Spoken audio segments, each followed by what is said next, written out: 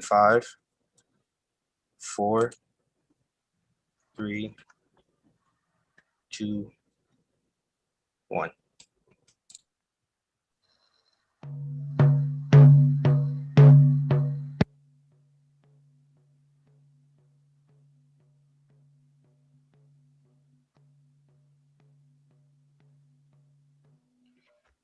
For the healing of our hearts, for the love of a mother. The drumbeat is the heartbeat of our Mother Earth. Light this candle.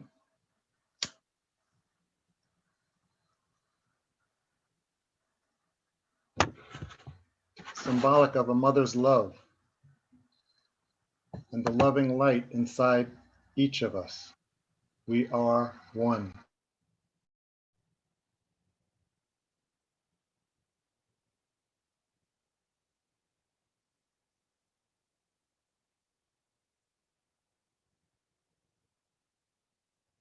Roberto, unmute yourself.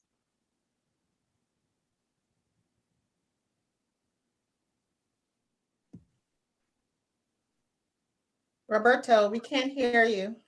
Sorry, so sorry. Should I start over? Yes, please.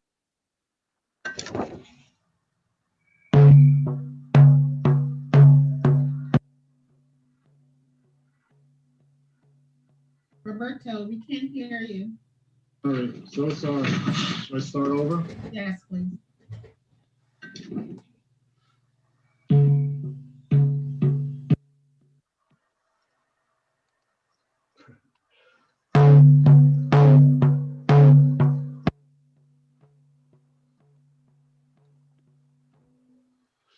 For the healing of our hearts, for the love of a mother.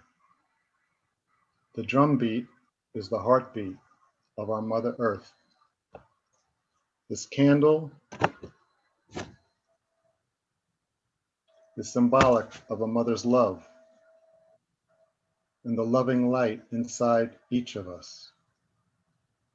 We are one. May we each feel this light touching the tender place inside our hearts, connecting us all. And this beloved Mother Earth, the land we are on, is sacred. Here in New Jersey, especially, home of the Lenni Lenape people, the stewards of this land, way before the white men arrived.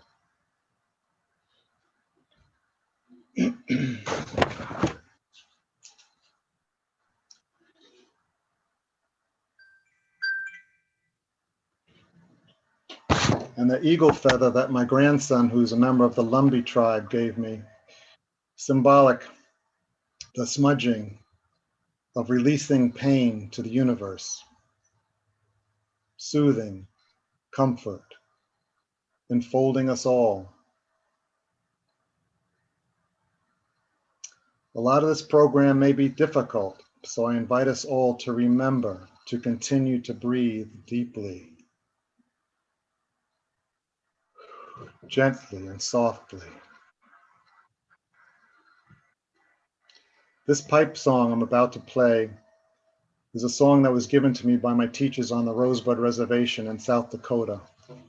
It is the home of the Sichangu Lakota people. I was blessed to be invited there to participate in healing ceremony for many years. My first sweat lodge, my teacher stopped me and said, "Roberto, you're such a good man, but you're so hard on yourself. You need to learn how to be compassionate with yourself so that you can be compassionate with others."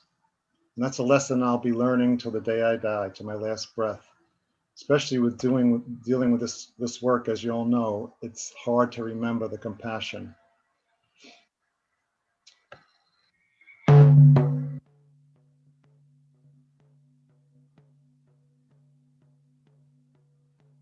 Janu pawani chau pelo taya yo zayo yo hai ognash maya naye kilo he kaya he waye lo he ognash maya naye kilo he. Loosely translated, that means it's easy to be sacred when you're doing sacred things. Please help us to remember that we're all sacred in all these ways, in all things. All life is sacred, precious, valuable, worthwhile. And I'm no better, no worse than that insect, that tree, that child, that woman. All life is sacred. Imagine how different it would be if that was the core value we taught in our families, our churches, our schools, everywhere. We wouldn't have this racist killing. Please consider this from Dr. Martin Luther King. When we are filled with love, there's no room for hatred or fear. And this from Ella Baker. Until the killing of Black men, Black mothers' sons, becomes as important to this country as the killing of a white mother's son, we who believe in justice cannot rest. I offer this for Ms. Gwen Carr and for you mothers here today and for all our mothers. A mother's love. A mother's love is tender and sweet and fierce and unwavering, and quite likely the most powerful force for good in the universe. So let us breathe now. I invite us all to breathe in comfort and love. And I always like to place my hand on my heart, breathing in comfort and love and soothing for our hearts and our spirits and our bodies. For if one of us is treated unfairly, it hurts our common humanity. And if one of us is suffering, the suffering hurts us all. A few words about speaking truth. Besides doing my own internal and external work, this lifelong work of peeling back the layers of white supremacy culture, values that live inside me from dwelling in this country, I believe that the best way to honor Mr. Eric Garner and his loving mother, Ms. Gwen Carr, is to speak of and feel love. And my teachers have taught me that love, to be authentic, needs to be based on compassion, gentleness, kindness, and courageous honesty. So speaking truth about the white supremacy cultural values like power, wealth, control that founded and still run the country. For example, police forces were originally established to hunt, recapture, imprison, and then return runaway slaves to their owners, quote. Consider the implications of this for today's policing. This truth-telling is, I believe, essential for trust and healing to begin. Essentially, since it is these values, those values that I believe are directly responsible for so much of the killing. So breathing again.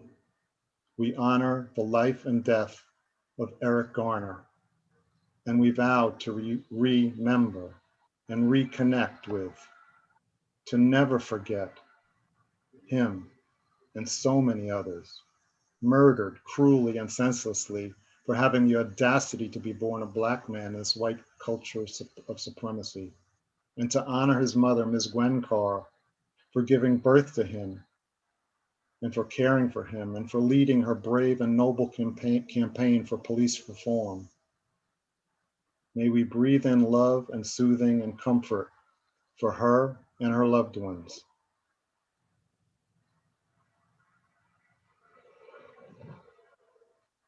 And may we breathe in love and soothing and comfort for all who are suffering.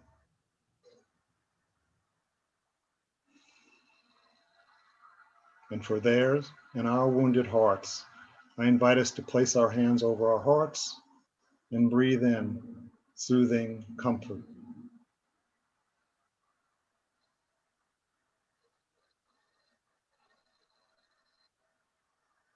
I invite us all now to take a moment to envision and hold a special loved one in our hearts.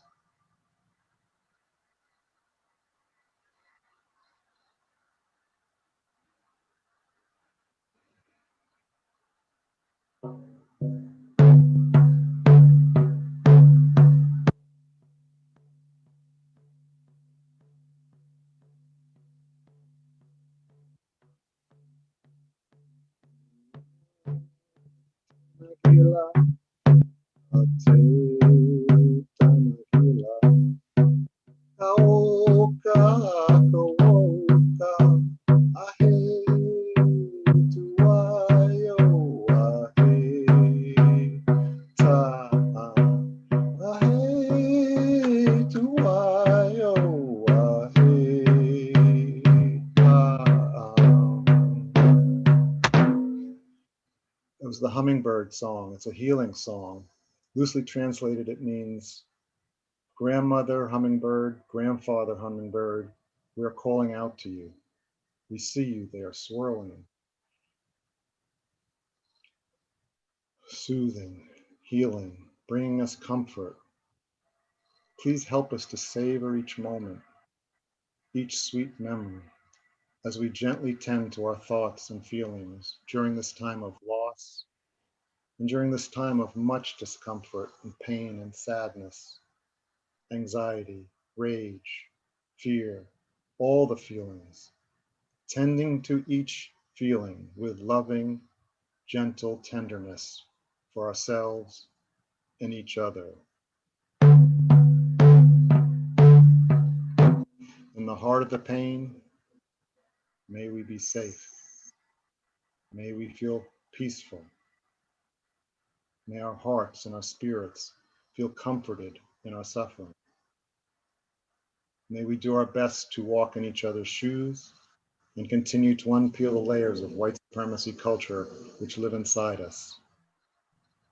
May we feel grateful for who we are, for our loved ones, and for all we have, so we might best serve others and the world around us with courageous truth-telling and unwavering demand for justice and reform, so that these killings will stop. So we will transform police force to peace force. May we find sanctuary in the stillness, in the quiet shelter, deep inside us, in the sacred place of love. In the Lakota Natakya Yasin, we are all one, all connected, all our ancestors, all our relatives, all related. Pilamaya, thank you. Grazie, gracias. So much, Dr. Roberto. Thank you for blessing this space with the sacred drums and your kind and gentle words of opening the ceremony in love, in peace, and in light.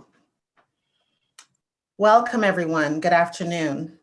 And welcome to Kean University's Social Justice Black History Month event. This is a conversation with Miss Gwen Carr.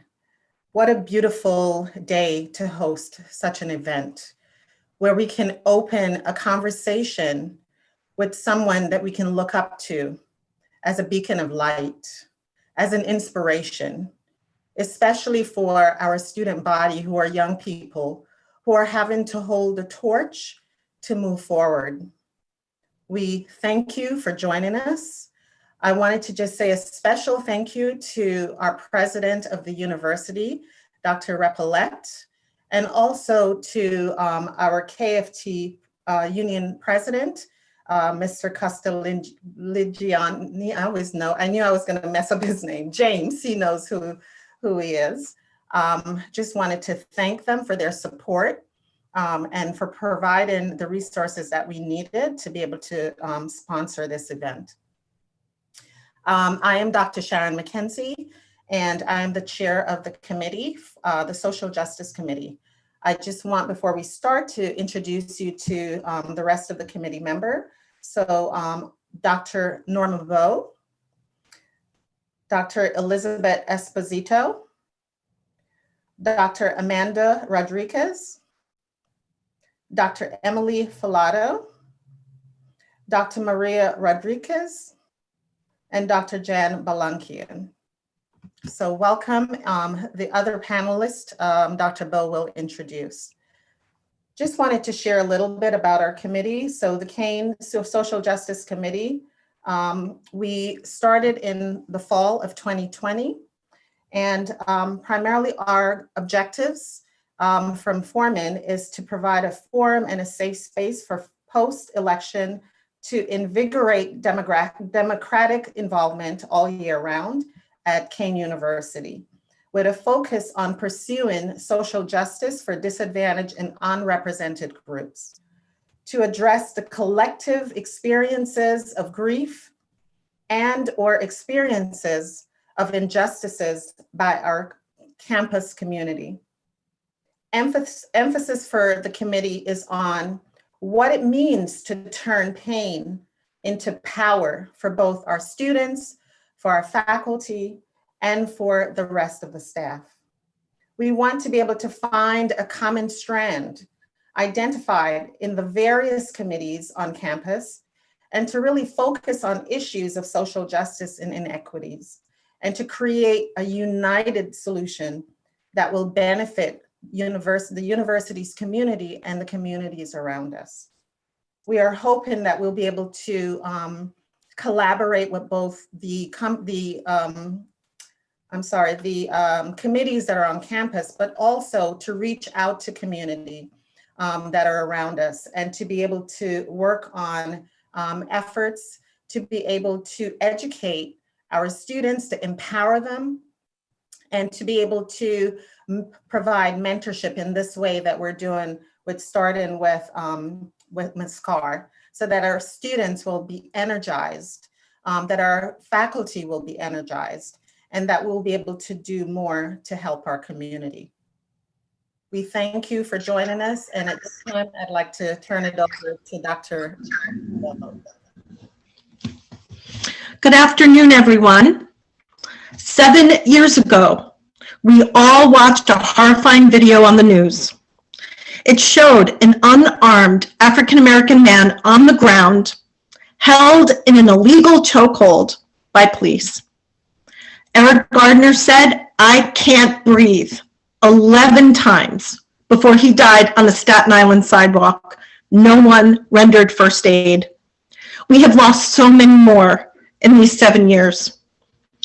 Gwen Carr did not set out to be an activist, but she's become a social justice warrior. She's the leader of a mothers group known as Mothers of the Movement. No one wants to join this group, and they do not join by choice. Gwen, you are a true inspiration. You are turning pain into power, and we are so grateful to have you here today.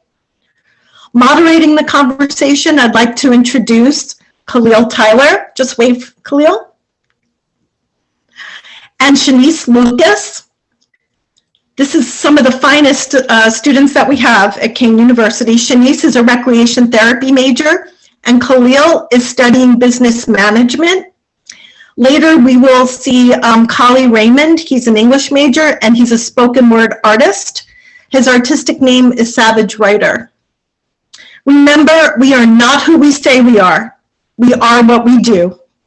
So thank you, Gwen, for being here with us today. I thank you for inviting me, and I think this is a very important subject. I mean, it didn't start with my son, Eric, and we know it didn't end, or it has not ended with Eric. There were so many before him. There were many after him, and who knows how many is there to come. But this is why it's so important to have these conversations, and we must have them with everyone. We can't just talk to the mothers. We can't just talk to the fathers. We can't just talk to one group of people. It can't just be African American. It can't be Asians. Can't be Irish, Italian. Everyone has to be part of this conversation in order to make it work. Because without that, the world is just going to be divided and shattered. And we don't want that. We spent 4 years of division, of having a racist president. And I am so pleased, thank God, that he is out of the White House. And through 7 years, I went through agony trying to pursue justice, and looked like there was so many roadblocks, so many things in my way, but I didn't stop. I says, we have to collaborate and get justice, and not only for me, because my son is gone. There is actually no justice for Eric. Justice would have been when that police officer had him on the ground and he released him and let him live. That would have been justice. And for me, justice is closure.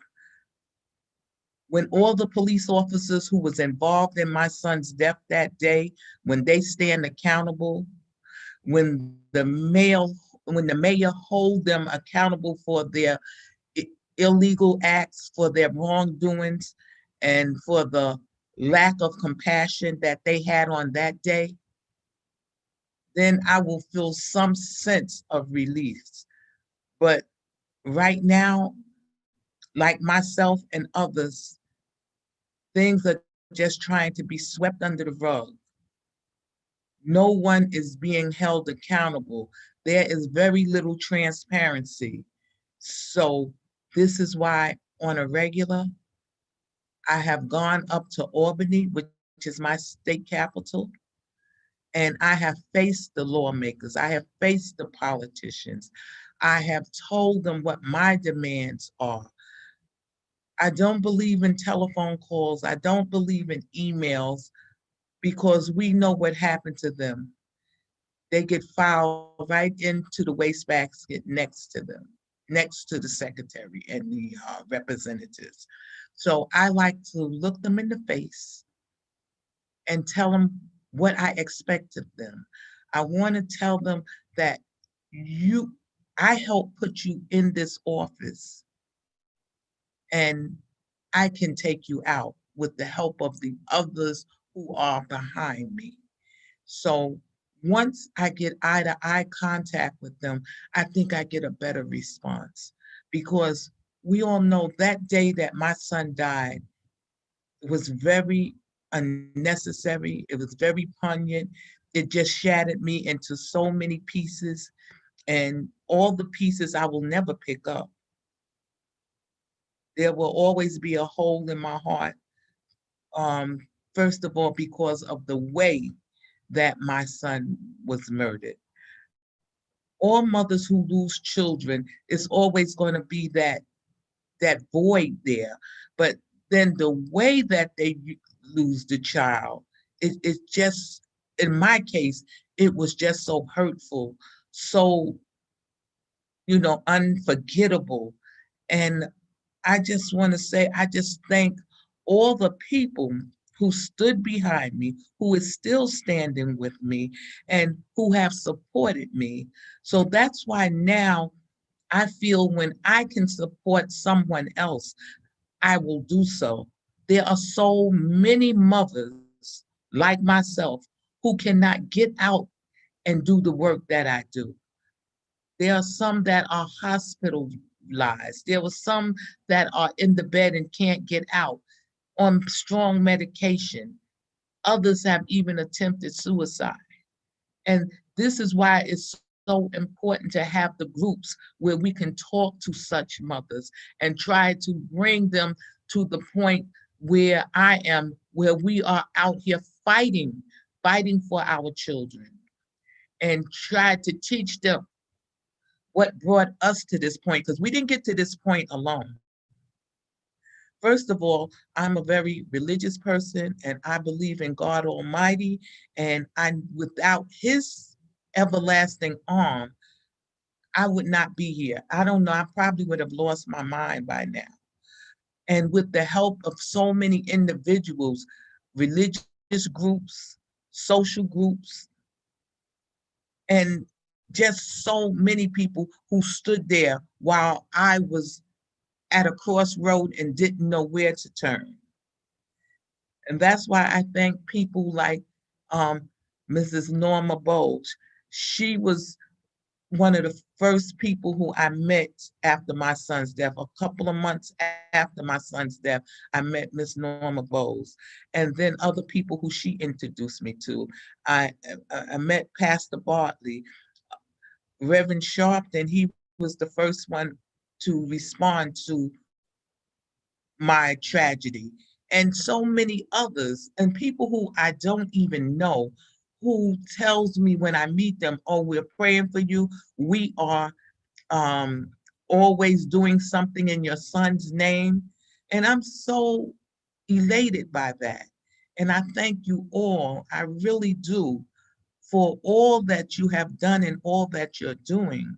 And I would like to thank Dr. Roberto for that great presentation that he presented in the beginning. All of these things matter. And we have to continue to keep hope alive. We have to continue to say our loved one's name. Just like some people, they know household names. They know Eric Gardner, they know Sean Bell, they know Tamir Rice, but there are thousands of others. And I always say all of their names because they're all important.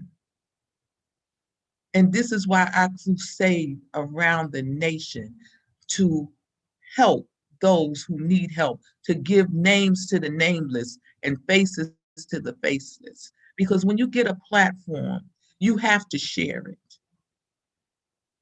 You don't think that is yours alone, because it wasn't just given to you, it was given to you for a purpose.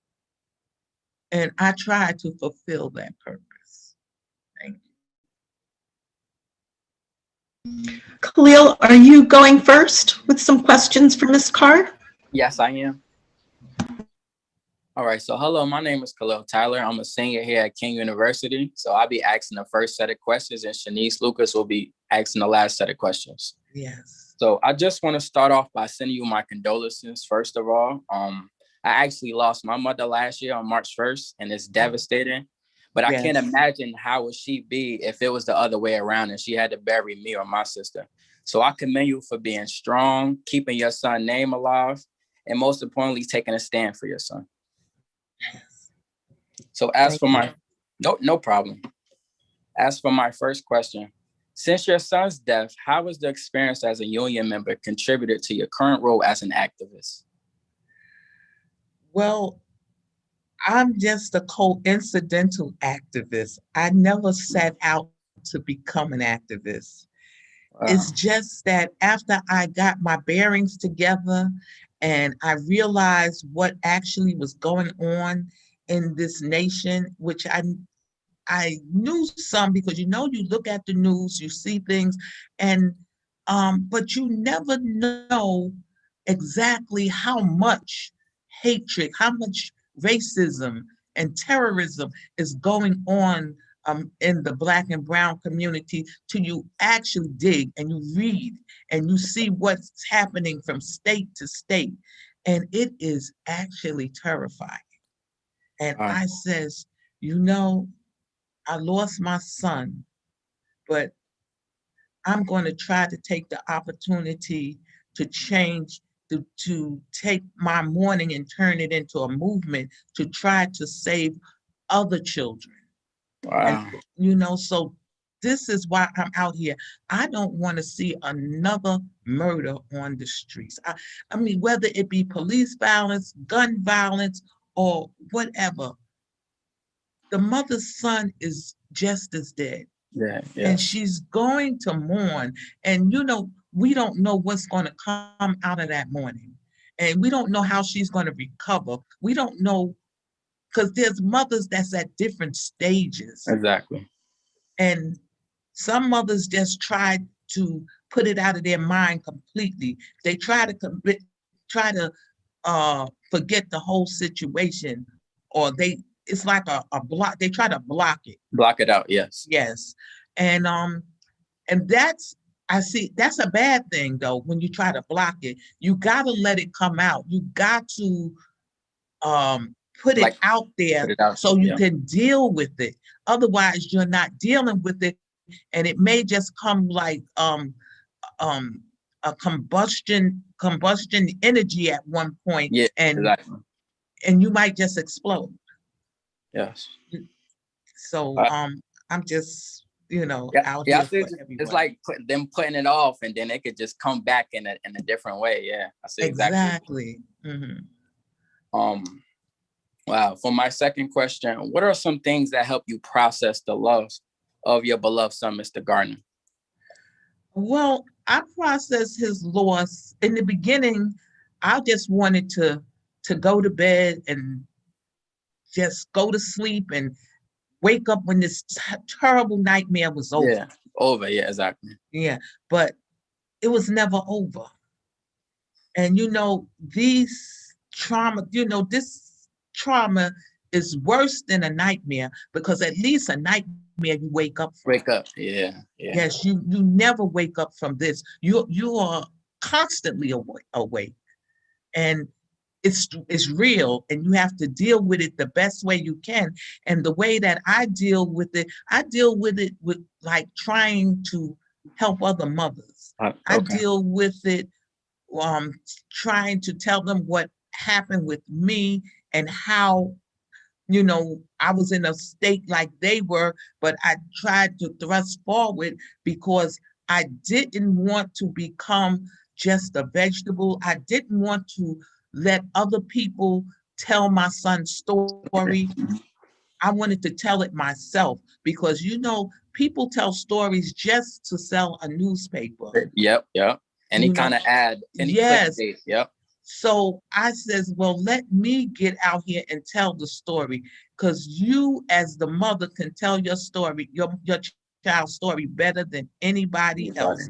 Mm-hmm. And I heal by going, deal with the situation by being in with different groups, and by talking to legislators and seeing, then I learned what legislators can do for me, what this one does, what that one does, and how you can help me help others, how you can help me get the other police officers fired who was involved on my son's case that day. And I learned a lot since my son's death. It was a real education. So being educated, and helping mothers, and going out in the communities and doing different things like giving out food, or if someone needs some help with something, I find that a sense of healing. Wow, that's powerful, because it's like you externalized it. Yes. For my third question, as a woman and mother, what new meanings have you developed after going through this tragic loss? Well, there's a lot of meanings, and it brought more awareness to how precious life is. Life is. We all take things for granted sometimes. We think our family is going to be intact for infinity, and which we know that's not true, but this is the way we want to believe. We want to believe that they're going to always be there. We want to believe that, hey, my family is a good family, and we do all right. But now you have to live one day at a time. You have to just thank God for each day, for waking up, and that everybody is still safe. And we have in this last year gone through a crazy pandemic. Yes. And lost so many people. So we have to focus on that. And there's not only a virus pandemic, there's a pandemic with the police officers, and we have to focus on that also. So this is why I try to keep focus out there that these police, they are killing us, they're coming into our neighborhoods, they're terrorizing, brutalizing, and murdering us.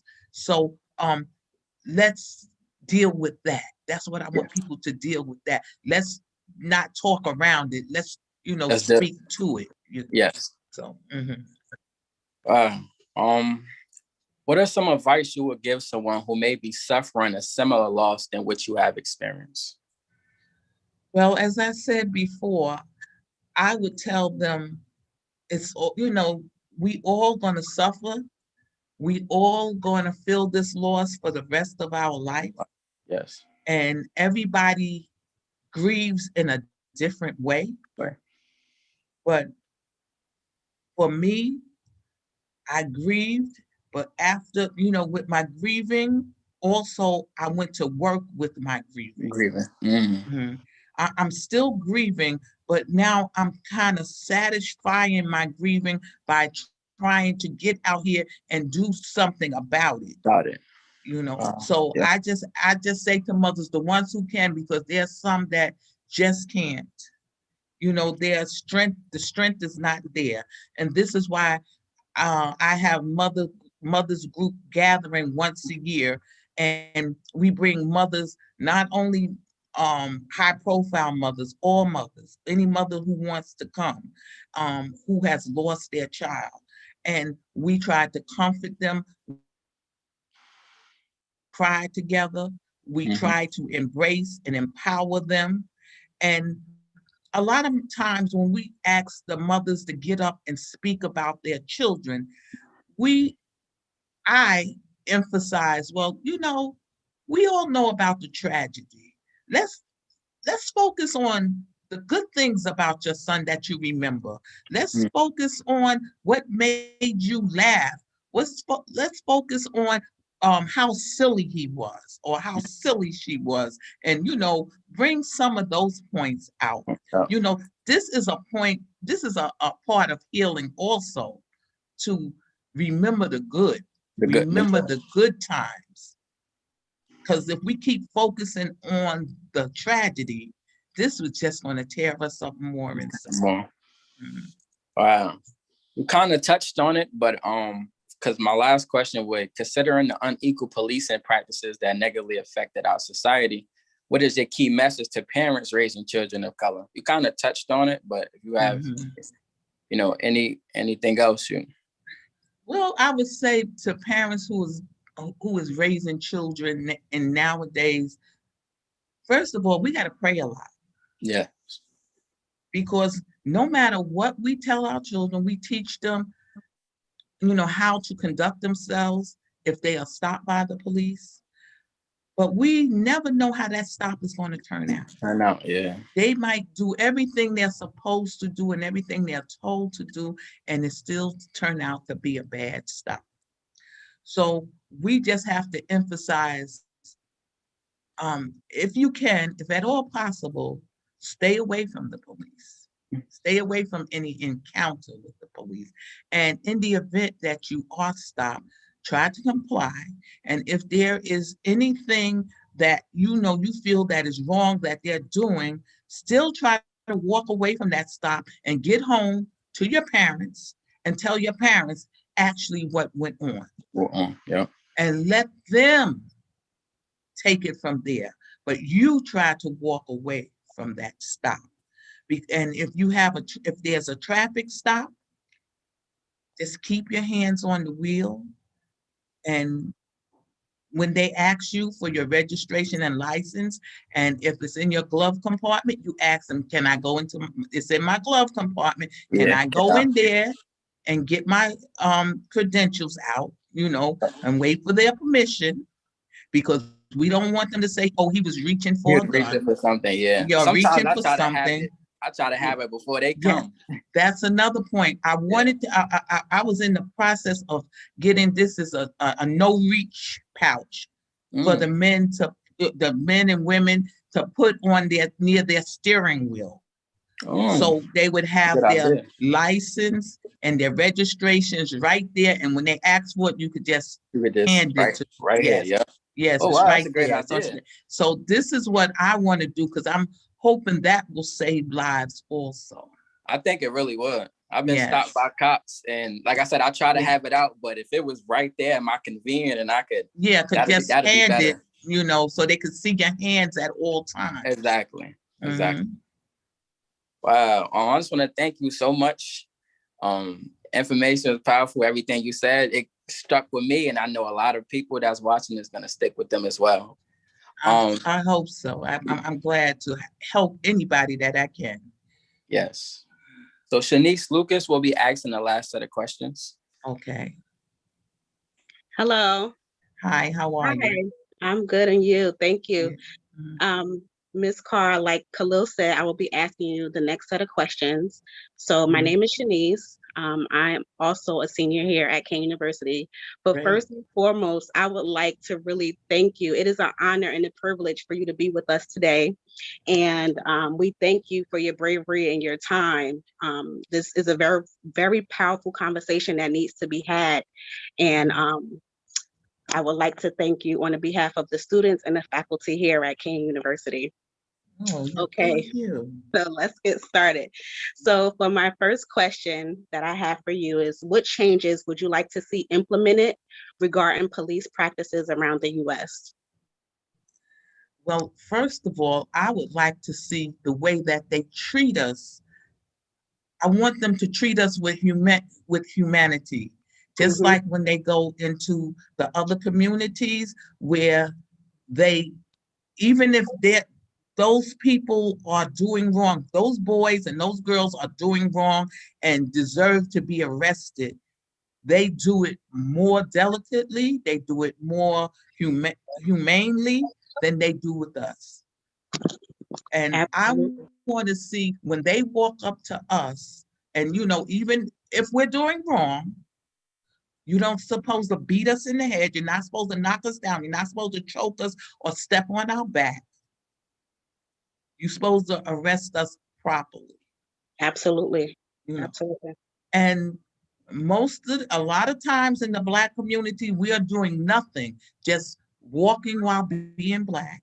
And they want to harass us. I want to see the harassment stops. And that's what we are pushing for in New York, a safer New York. When we say safer New York, we mean safer from the police officers. And part of the act we have gotten past, where if the officer walks up to you for no apparent reason, he has no reason to stop you, you have the right to refuse a search because there's no reason to search you. You have done nothing. And we're trying to get it where, which they're telling us is ridiculous. We're trying to get where when they come up to you, give us your card so we'll know who you are. Yes. And they don't want to do that, but we're pushing.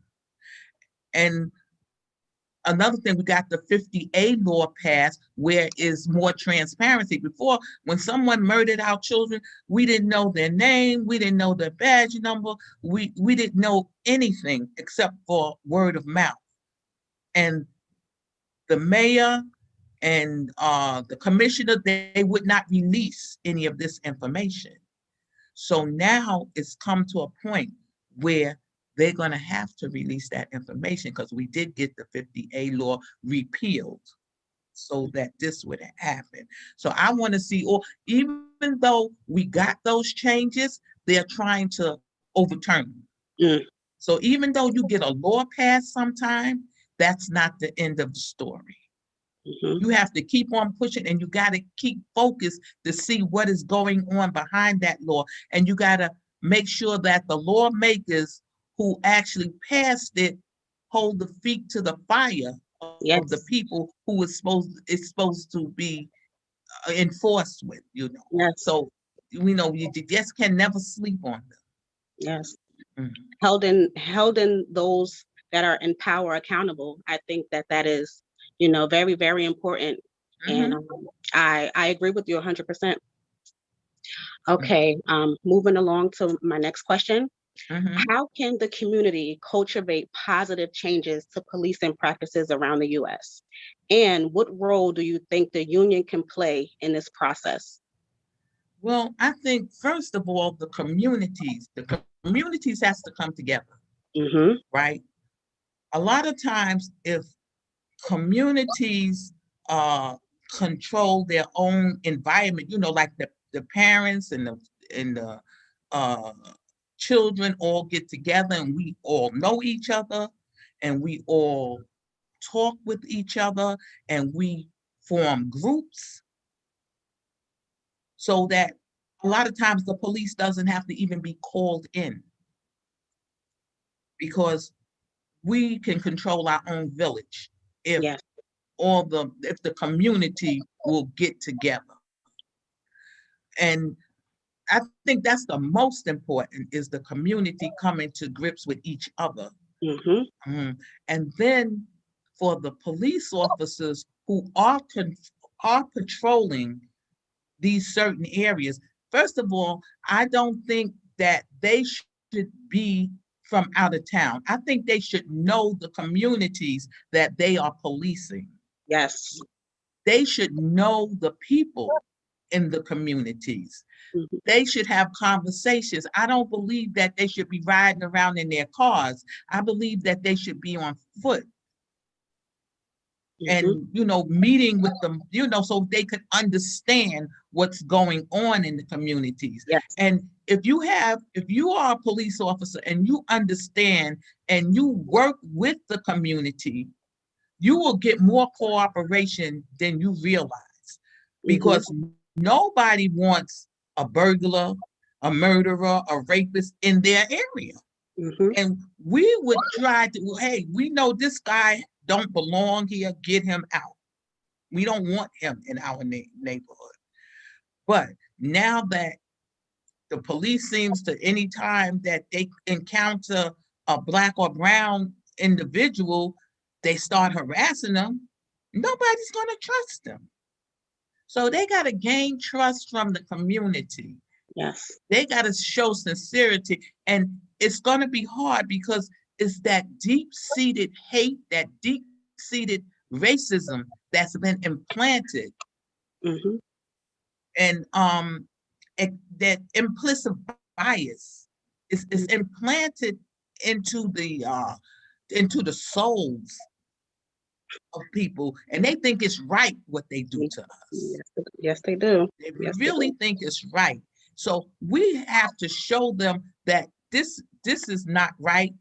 It's never been right.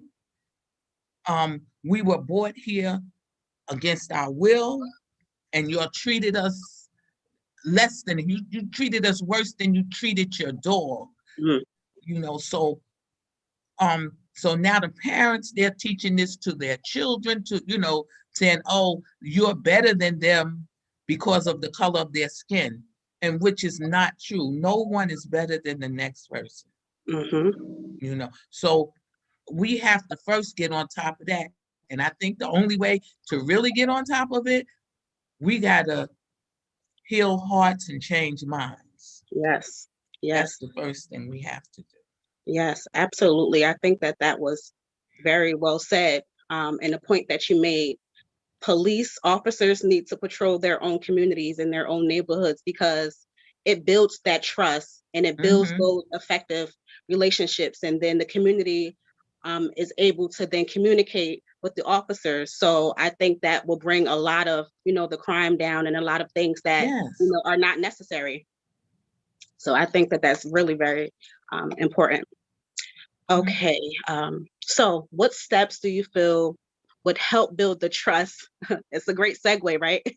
What steps do you feel would help build the trust between law enforcement and the African American community? Well, first of all, they have to sit down and have conversation. They have to have meetings of the mind, because right now the separation is great, because the African Americans don't trust the police officers. The police officers think that African American, all of them are savages. They think that they are armed and dangerous. And when in reality, it's the police officers who are armed and dangerous. But they look at us as America's most wanted. You know, so. Yes, I couldn't agree with you more, Ms. Carr, honestly. That brings us into our next question.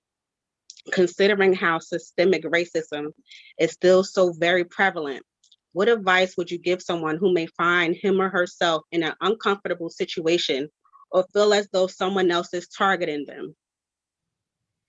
Well, first of all, like you mean like if the person is being arrested or the person is you know, like you said, an uncomfortable situation.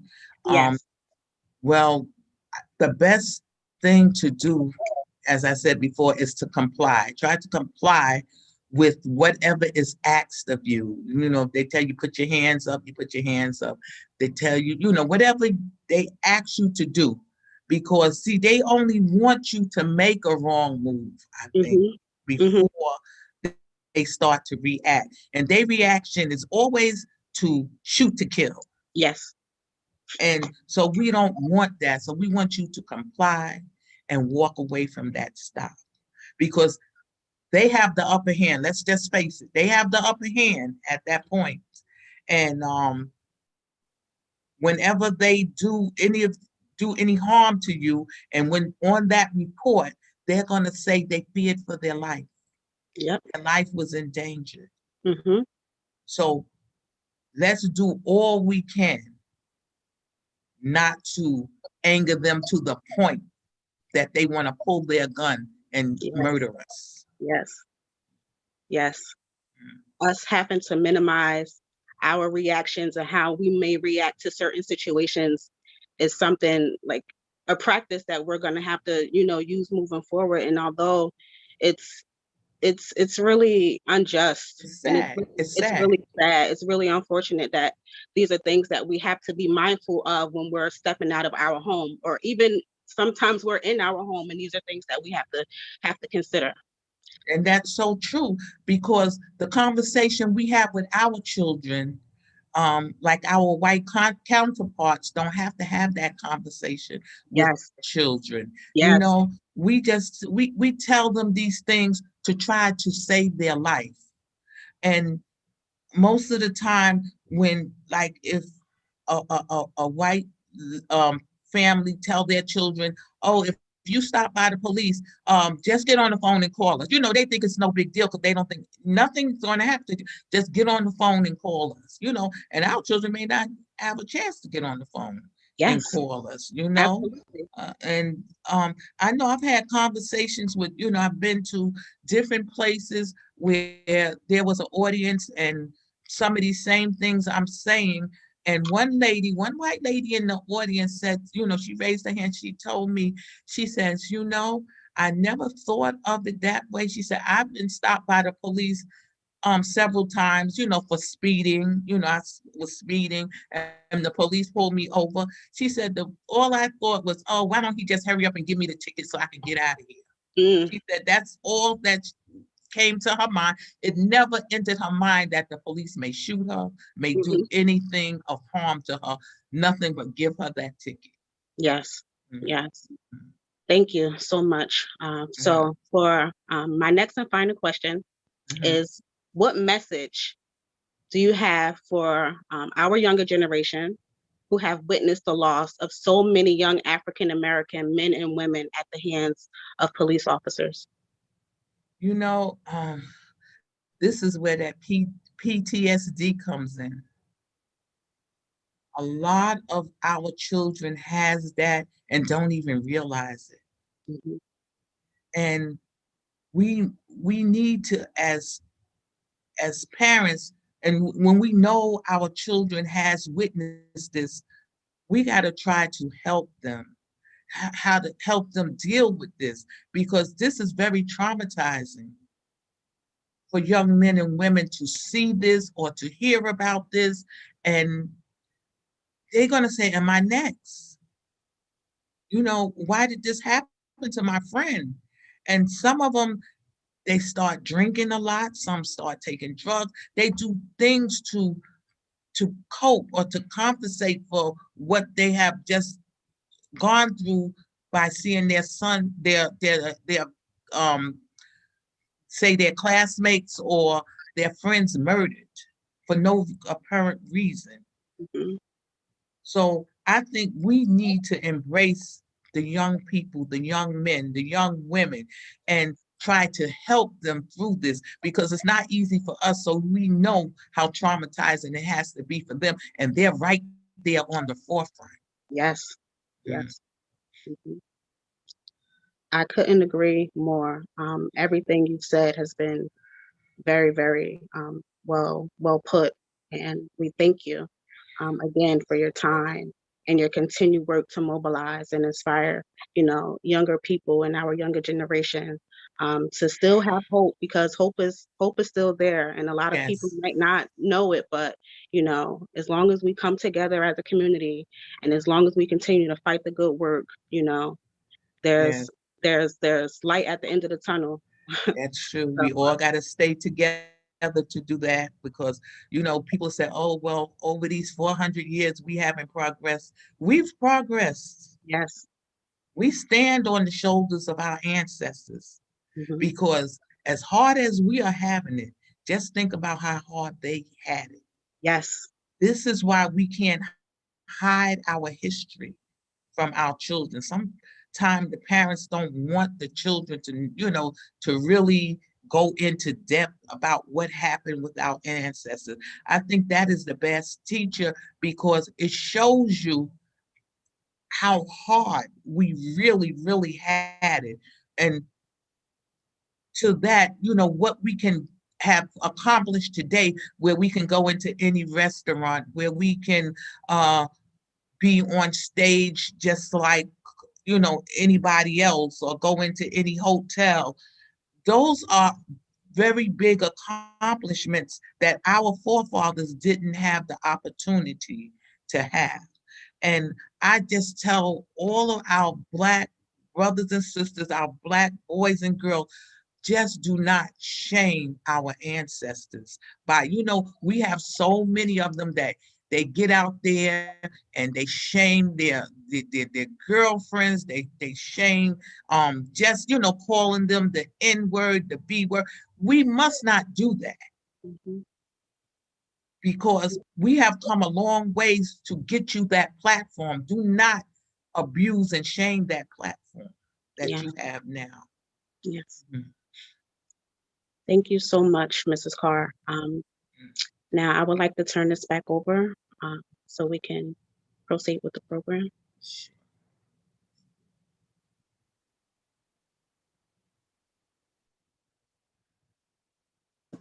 Amanda?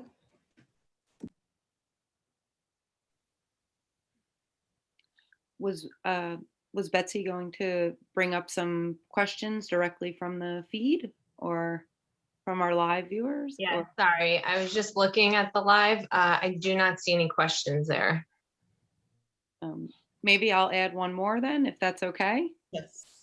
Can you just maybe speak just for a second, Gwen, about, experiencing, the news and George Floyd and Breonna Taylor, and maybe comment on maybe, what it was like to almost relive such an event?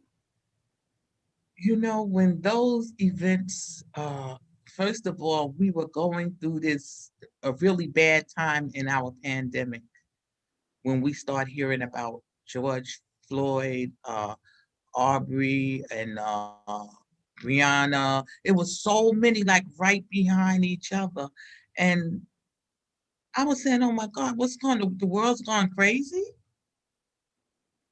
And, well, first of all, with Breonna, the poor girl was murdered in her sleep. Virtually murdered in her sleep. She was doing nothing. They broke into her house and started shooting. Where are you safe? You're not safe anywhere. And And with Aubrey, he was running and was murdered, just jogging, murdered. And Blake shot 7 times in the back. Mhm. And the morning after George Floyd was murdered, I was awakened by a news report. I hadn't heard anything about George Floyd yet. And a news reporter awakened me and asked me, Miss Carr, what do you think about what happened to George Floyd, since it seems like it is so close to what happened to your son? I says, what? What are you talking about?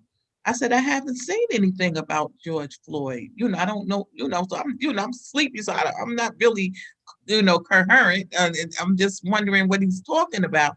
And he says, oh, well, I'm going to send you the newspaper article and I'm going to send you the video. And, can I call you back in like 10 minutes? So he sent me the article and he sent me the video, but I don't look at videos. I can't, I never looked at my son's video, not in its entirety. So when he said this was closely related to my son's death, I knew I didn't want to see the video. So I read the article and I says, oh my God, what is going on? I said, this is like an echo from the grave. They murdered this man. And I still didn't know all the details. And then I seen, but what surprised me was the 2 officers' names was in that article. And this is the day after it happened. I said, wow, I've never seen this before, because usually they withhold the officer's name. But I learned later, as, time went by, I was on a Zoom call with another lady from Missouri, and I found out she was the ones who released the names, because she had a video of the badges and their names, and she's the one who gave it to the press. And I told her, good work. And this was a white lady. She says, yeah, she says, I told them, no, this was unjust what happened to this young man, and I gave their names up.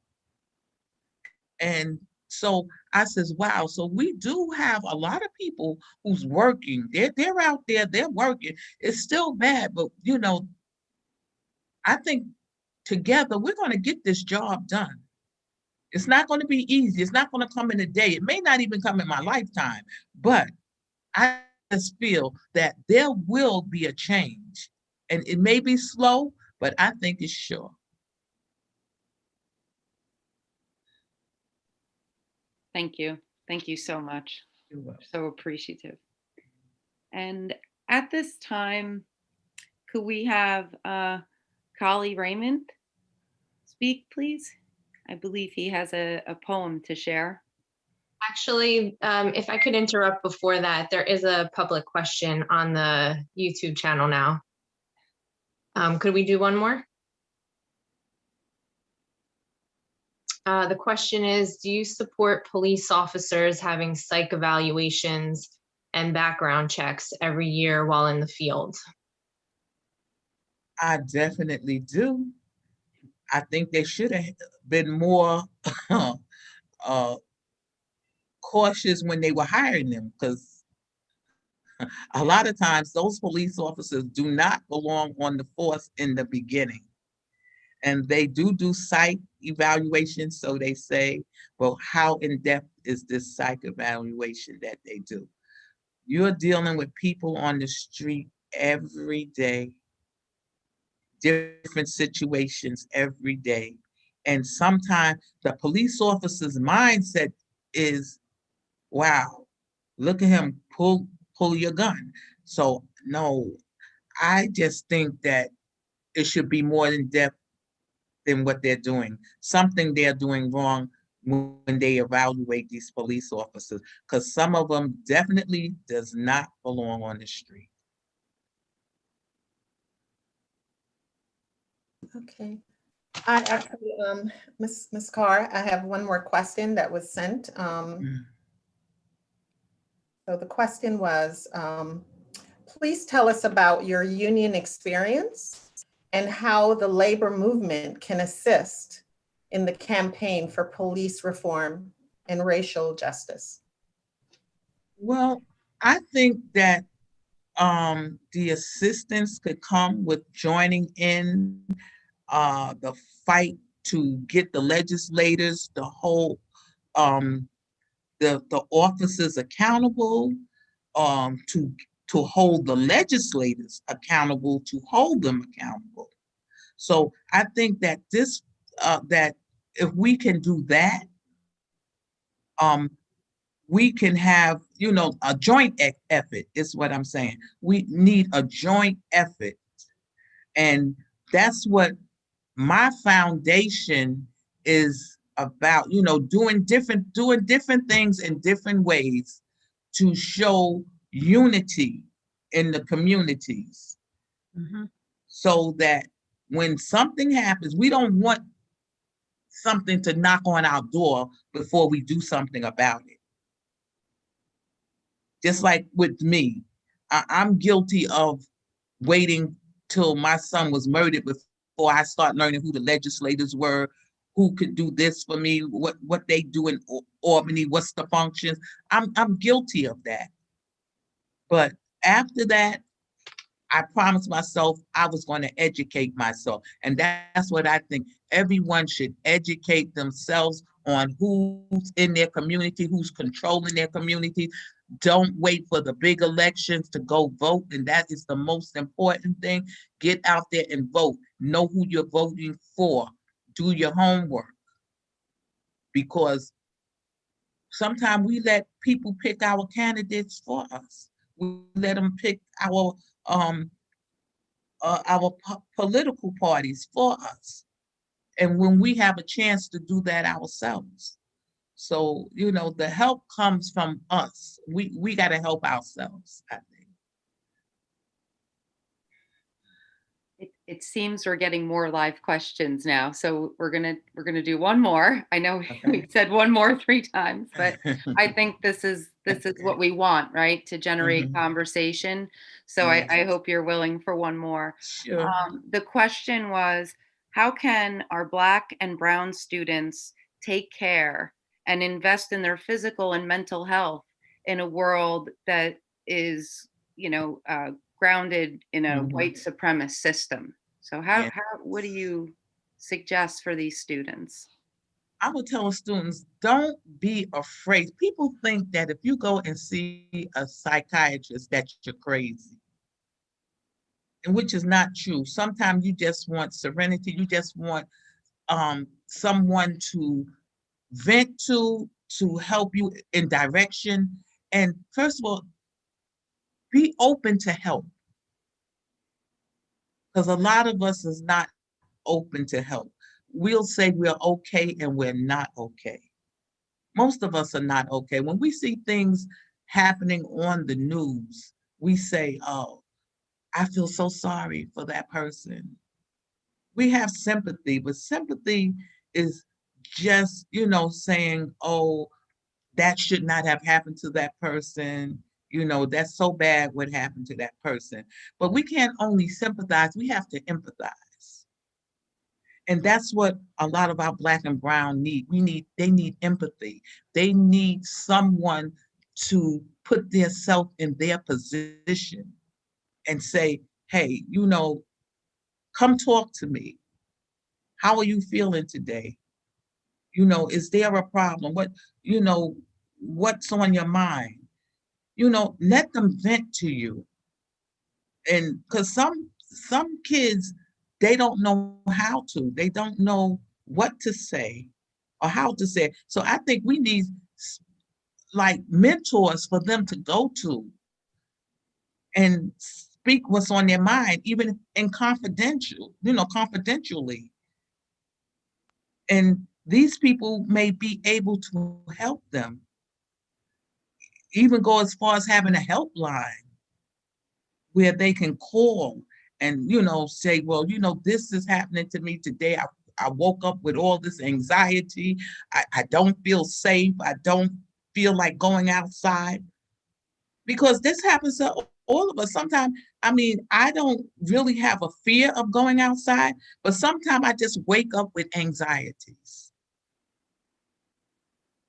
And I talk myself down sometimes, or either I talk to a family member, or I talk to a friend. And this is what we have to do. By no means keep it bottled up. Talk to someone, call someone on the phone. If you have to call me, maybe I can give you some advice. You know, I don't know if I would try to help the situation or try to direct you in a way that might help you or might calm down your anxiety. And because I would love to do that, because our communities are full of anxieties. Thank you. Mhm. Very well said. Mhm. Would colleague Raymond like to now come on camera and share his work? Yes. Before I begin, I'll introduce myself. I'm Khalid. I'm a senior here at Kean. I'm an English major. And I write, I perform. I've been doing it for a while. And today's piece, I wrote specifically for Gwen. So without further ado. Your heart weighs a ton, worn from carrying the pounds. A video that went viral where your son was removed from this world. To this day, he never received any justice, but what could you expect from such a rigged system? I hope this piece gives you room to breathe, because the times what end suffocates us with ease. Living with uncertainty, the so-called scientists and experts giving mixed signals about when the world can return to normal, or rather what has been deemed normal, but I don't think it ever will. Not right away, I'm afraid. I sense the struggle. Your emotional fatigue, I took that on 1,000 times already.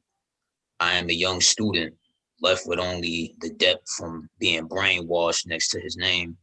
Never was taught about self-sufficiency. Too many chiefs, not enough Indians. Self-sufficiency, I learned it while I got my passions out the mud, when that first book had dropped, conditioned into believing that poverty was my destiny. I chose the life I have today. Some say love's a game, but I no longer play, only focused on the impact that I could make. I have no time or no options for such time wasting.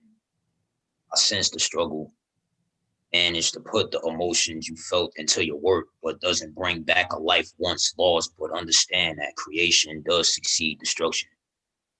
I know I'm extreme in my views, because the eye above my head, or rather my nose, hits stronger than a shot of fireball at the bar.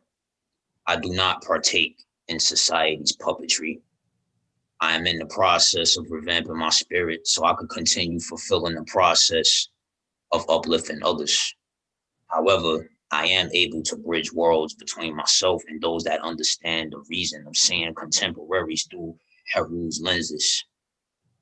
I may not have one child or an acre of land and trust, but life's true riches are found within our souls. You are the money, the gold, the silver, the crystals, rubies, sapphires, emerald, diamonds, pearls, and platinum. Mainstream America won't lay it down on you like I do. Empowering the aboriginals, that never go into business for that again. I sense the struggle. I may not look like I am much, but I said this many retrogrades ago. Do not let my appearance fool you. I came here to say this. The enemy failed to break you. He did his best, since he is the ultimate narcissist. Whenever he cannot be served, there he goes, dying to feast off another potent's potency. Perhaps it was a test from the Most High to see how sturdy one's faith becomes amongst the tide of challenge. my life has been turned upside down after March 15, 2020. No worries, since I'm stepping into a new anointing. Objects closer than approaching, I sense the struggle. It no longer defines me. Transcending that emotional willpower. From my heart to yours, come and do the same. That's so beautiful. That was so beautiful. I love it. I appreciate it. Well done, Kali. Yeah, I just hope. Well done. Speaks a lot of truth. Yes. Yes. Beautiful words from our student body. Kali, that was just amazing. Was awesome. And perfect. Just perfect. Thank you. Thank you. Kali, you seem a little shy. Are you shy? And sometime, but like, you know, I know how to perform. Yes. Once it's like once the lights come up, there it is, you know. It looked like you could be a writer. You seem like you could put all your feelings down on paper. I do. Well, keep it up. Keep it up. Thank you. I appreciate you. On behalf of the Social Justice Committee, the Kean University administration, and our student body, we would like to thank you, Gwen, and Dr. Schiraldi for joining us today. We are so grateful to listen to your insight on these difficult but so important issues. We are appreciative of everyone that's attended to listen and to learn. These issues and conversations are not only important during Black History Month, but at all times. As a university community, we have grown from this conversation and what you've had to share. And we truly hope to continue these important discussions with the goal of making progress in all of our communities. It is these conversations that will help us to understand, to heal, to build empathy, and to make positive change. Thank you. Thank you. Yes, Ms. Carr. In closing, I just wanted to thank you again on behalf of the university for taking the time to share your thoughts and give really sound advice to our students. We pray that you will continue to be blessed, to be protected, and that all of the work and words that you are doing, that it will touch the hearts of the young people so that they will be empowered to be able to move forward and do the work that they're doing. So I thank you. I just want to say that I send abundance of health, of love, of light to you and your family. And may you continue to do well. Okay. Oh, thank you so much for that. And my prayers is the same for you all. And may you be healthy. May you keep your strength and to keep on doing what you're doing. This segment was amazing, I think. Thank you. Thank you. All right. Thanks a lot. Thank you, Dr. Rapalette, for allowing us to host this as part of the university's event. Thank you, committee members and everyone else who was involved in making this a success, right? Thank you. Have a wonderful day, everyone. And you too now. Bye, everyone. Bye-bye. Thank you. Thank you. Take care. Yes, you too now. Thank you, Gwen. You're so welcome. Thank you so much. Welcome. Thank you.